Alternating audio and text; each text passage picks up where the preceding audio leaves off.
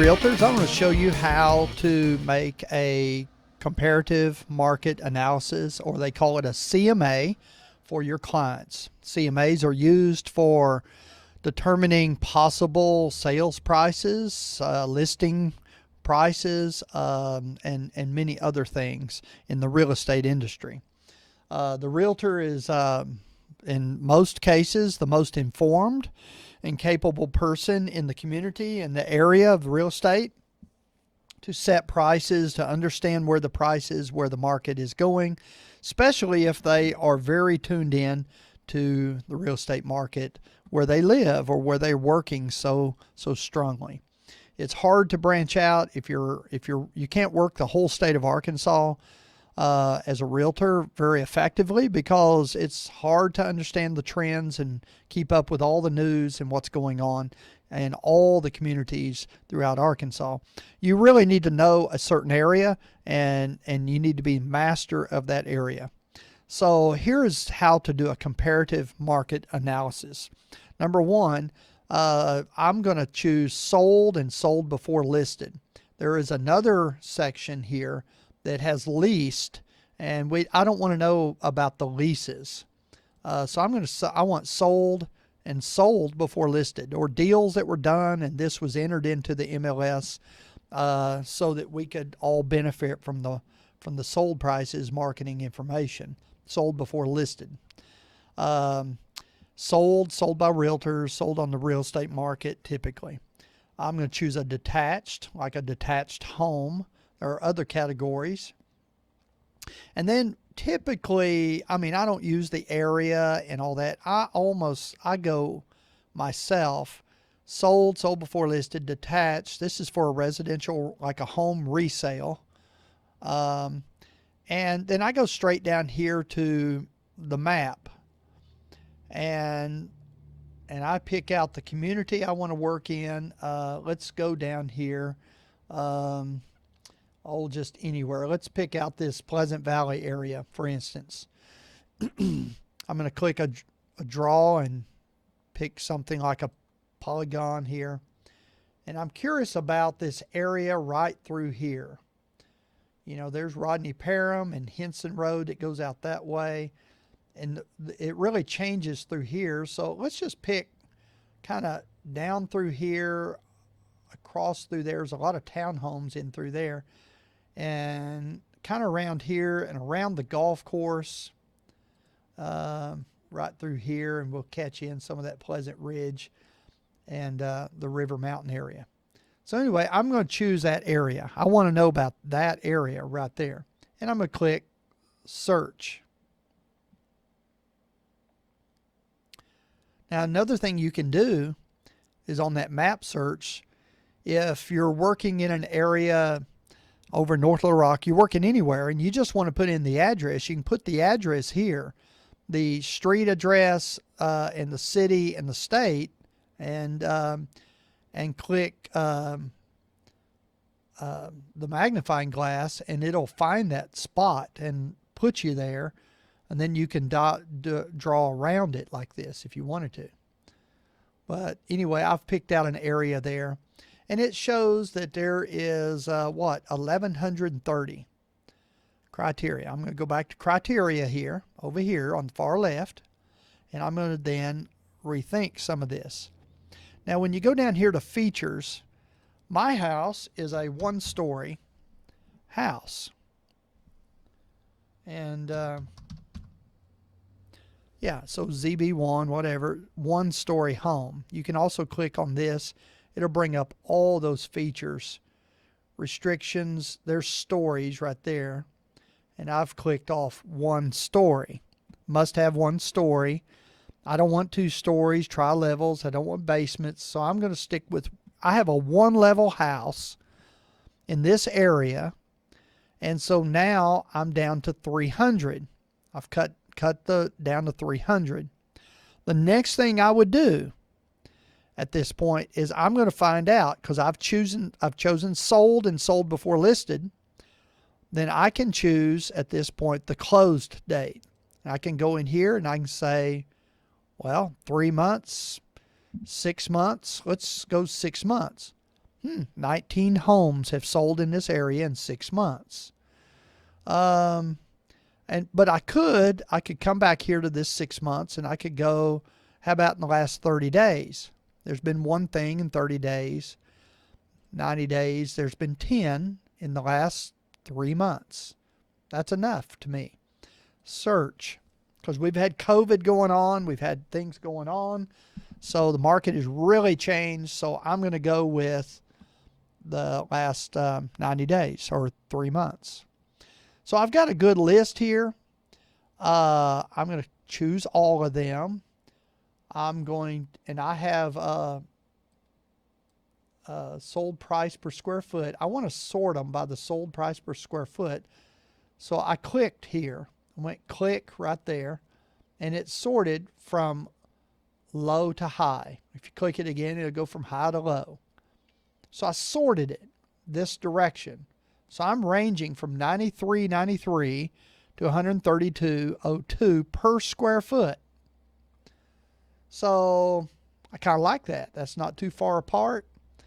$40 or so a square foot apart. And this is for everything. So it's kind of interesting. So we're seeing 3 bedrooms pretty much through there. There's a 2-bedroom that sold for that much. That's kind of hard to believe, but it's there. So now what I would do is I would start looking at these homes. Now, does your house have granite? Does it not have granite? So I'm going to start looking at these homes. I'm going to click these pictures, and I'm going to back up and start looking at these homes. So there's the front. I'm going to go, I like going backwards because realtors put the best pictures up front. So I want to see the worst. I want to see how bad it looks and back into it. So not a great backyard. The backyard, a lot of water drainage draining towards that house. I don't know why anybody would build a house with the water all flowing down and slamming into the back of the house, but they're everywhere.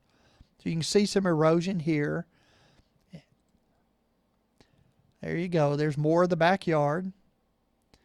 There you go. There's more of how they dealt with that. So this is all about the backyard here. I'm going backwards. So now I'm getting to the interiors. Pretty nice looking floor. They've smoothed off the ceilings. That looks pretty nice. Nice floors, nice ceilings, nice walls. There's no trim. Same thing. Closets aren't great. But they're closets, right? And there is a walk-in closet. They have upgraded. Look at the cabinetry here. And they've got granite. Updated sink there. So they've fixed it up a little bit. I don't know why people paint walls blue, but down here they have some kind of tile floor. Looks like square tiles. They actually have an inlaid.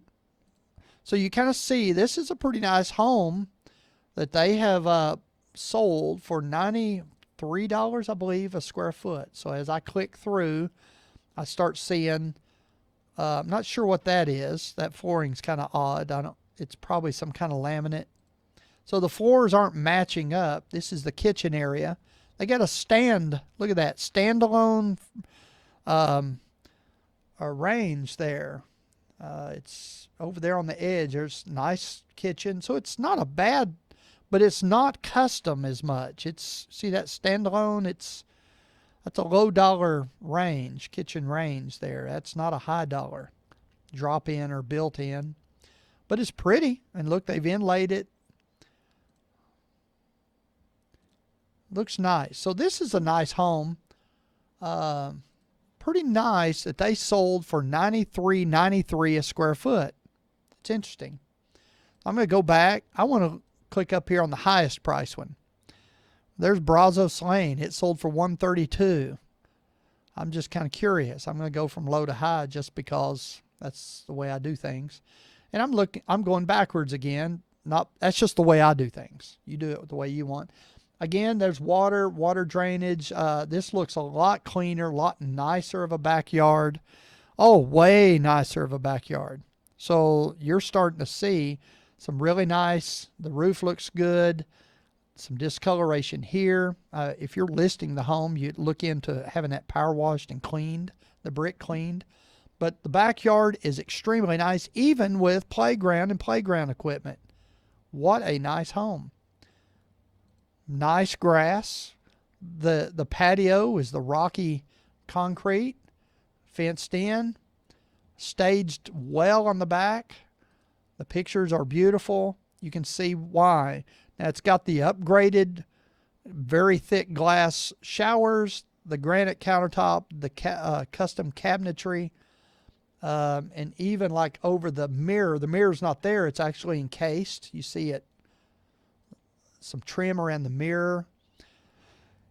This has carpet in the bedrooms, which a lot of people kind of, not crazy about the carpet because it holds so many germs and mold and mildew, and they've kind of painted the walls kind of for a little girl's room, it looks like. Nice new toilet, bathroom. They've staged this house extremely well. Yeah, granite throughout, nice floors throughout. This is a better floor. French doors right here. Look, built-ins. Built-in double oven, where that $93 was just a range standing there. Nice stainless steel dishwasher, nice faucets, really nice, look, trim up here. So now you can see the $40 difference between the 93 and this one, which sold for in the area of 130 something. Better, the backsplash is better, just better all around. They got the convection microwave oven, and there's a lot of differences. Boy, look at that pantry right there. So now you can see the $40 difference. Here again, more of the $40 difference. That's why this home sold. So the question is, what does your home look like? Is your home like this one or like this one? So if your home is like the Brazos Lane, then what you would need to do is that you would need to then call out some of these homes up here. Look for 3 minimal, 4 to 5 would be ideal homes. Appraisers are going to look from 3 to 6 homes on average. They're going to bring in 3 homes beside the subject property, or 6 besides the one they're studying, the subject property, in other words. And so, if you culled out this one, these last ones, let's say the pictures don't match, you check the box up here, check, and it'll take those out. And now we've just got the checked boxes. That's what that does. Then now we've got these guys, and let's just take out that one. I hadn't looked at the pictures. I'm just going to take it out because, and now we have 1, 2, 3, 4. We have 5 homes that we think all look alike.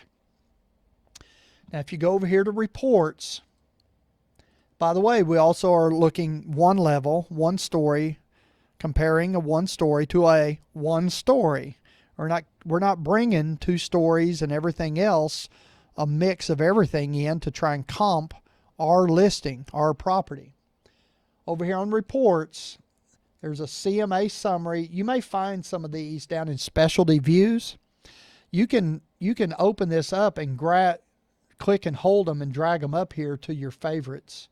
So I've got these guys in my favorites, just because that's what I do. When you're and so I'm going to choose CMA summary. By the way, when you're sending searches to people, you're setting up searches, send them custom detail number 2. It doesn't give them the other agent's information. I've lost deals because I sent my client all the information of the other agent, the listing agent on the other side, and then I find out they've called that other agent and just made the deal, got the deal done, and the other agent did not honor that I was sending them searches and working with them. The other agent grabbed it. They grabbed it and took it, and And they didn't have the ethics to ask if they were already working with an agent. So I've, anyway, used custom detail number 2 when sending out searches. The CMA summary. So what we have here is a CMA summary, residential solds. We're running from 105 to 132. So we have an average, you see average here of 119.84. We have a maximum price sold at 132.02. Of course, a low price of 105. So we looked at several houses. You know, if the backyard looks like, you know, doesn't look as nice as like this Brazos Valley, then you might want to push more towards the average price.